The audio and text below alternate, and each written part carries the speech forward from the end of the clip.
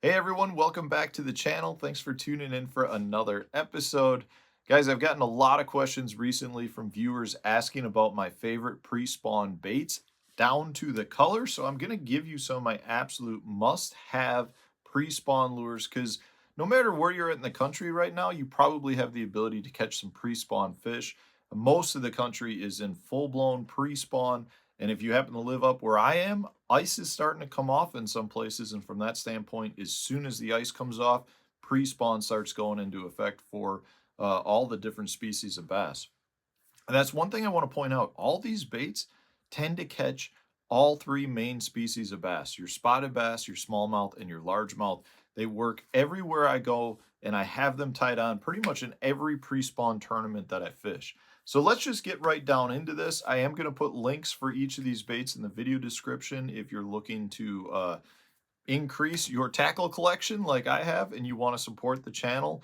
My Tackle Warehouse affiliate links are a great way to do that, so I'll put those in the video description. Also, I want to remind you that I do a members only page where we have additional videos on a monthly basis. We do a monthly live stream and you can have direct access to me. So check out the members only page. You can click the join button off of my homepage and all the information you need to see is right there.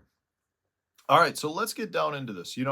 I recently was at Santee Cooper tossing around this guy. I just cut this off my rod. This is the exact bait. You can see how torn up it is, how beaten up it is. You can see all the teeth marks on the head of the bait. Hopefully you can see those.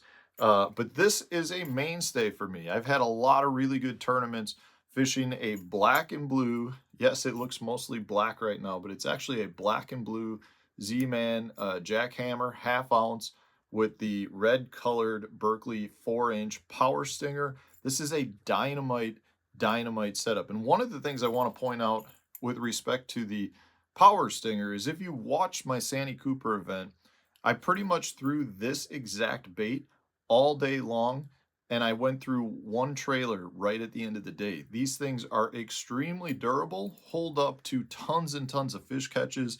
Great combination. If you happen to watch my tournament last year at Clarks Hill Lake, where I finished, I'm going to say like 16th, something like that. This was the exact, not the exact bait, but the exact bait and, color combination. Power stinger, again, that produced well. I really like the red color with the black and blue. Something to that during the pre-spawn.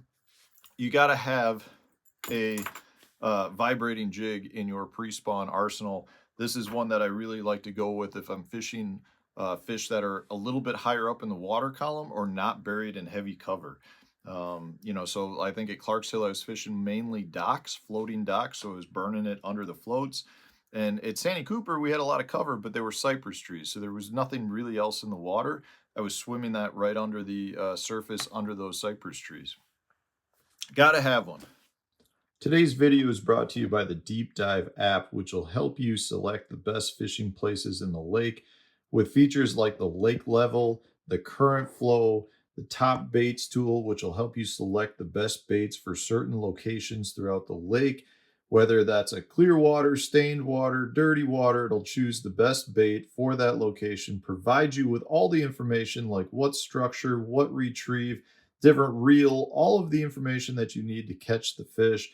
This is in the app. The cool part about this app, though, is it's not just based on areas. It does provide you with specific tournament winning data that has been collected to help you figure out your best choices for baits and locations for whatever region of the lake it is that you want to fish. On top of that, not only does the app provide you with best locations, it gives you water clarity as well. So maybe you're on a lake like Lake Eufaula, where there is a bunch of different water clarity located throughout the entire lake. This will help you identify the clearest portions as well as the dirtiest portions of the lake. Plus, the Deep Dive app has now added the wind effect map, which is going to take all of the different wind conditions for the past couple of days and show you what banks on the lake are being hit the hardest. They also have inflow points that show you different places throughout the lake where your water is being flushed into the lake through different ditches and creeks and rivers, providing you with high percentage places to fish and letting you know what parts of the lake are going to be the best areas after a rain. Check out the Deep Dive app to help you become a better angler. Next up, this guy is quickly becoming one of my absolute favorite shallow cranks. This right here is the Berkeley Dime 6 in this color called Red Swamp Craw. This thing, it's got kind of a two-tone iridescent greenish back, and then it got your bright orange kind of craw color pattern. This is a dynamite pre-spawn bait. Had absolute killer success on this for smallmouth in my area, spotted bass down in Georgia, and I've caught tons of largemouth all over the place. Just a very true running crankbait. And one of the keys to it is it casts extremely well. I challenge you to find a similar sized crankbait that casts better than this. It is a little bullet that you can bomb and therefore cover a lot of water. But this Dime 6 and this Red Swamp Craw, absolute must for me. You got to have a jig. You got to have a jig. And I personally like to downsize my jigs during the pre-spawn period. I know a lot of people like to go bigger jigs. I like to fish smaller jigs. I feel like I get more bites on the smaller jigs. Traditionally, I'm going to go with tungsten if I can get away with it. In some instances, I might go with a lead head just if I'm fishing around softer bottom. But generally speaking, during the pre-spawn period, I'm fishing harder bottom areas. Those fish like harder bottom areas as that retain heat. And generally speaking, your hard bottom areas are more of your travel routes. So, you know, that could be a channel swing bank, rock transition, things like that. And therefore, I like to go more with a tungsten bait. So this is like one of my favorite little tungsten jigs. This is a Picasso Little Spotty with a 3-inch Berkeley Pit Boss on the back. Again, I like contrasting colors. So this is just your green pumpkin with a black and blue Pit Boss on the back. This is always one of my favorite color combinations.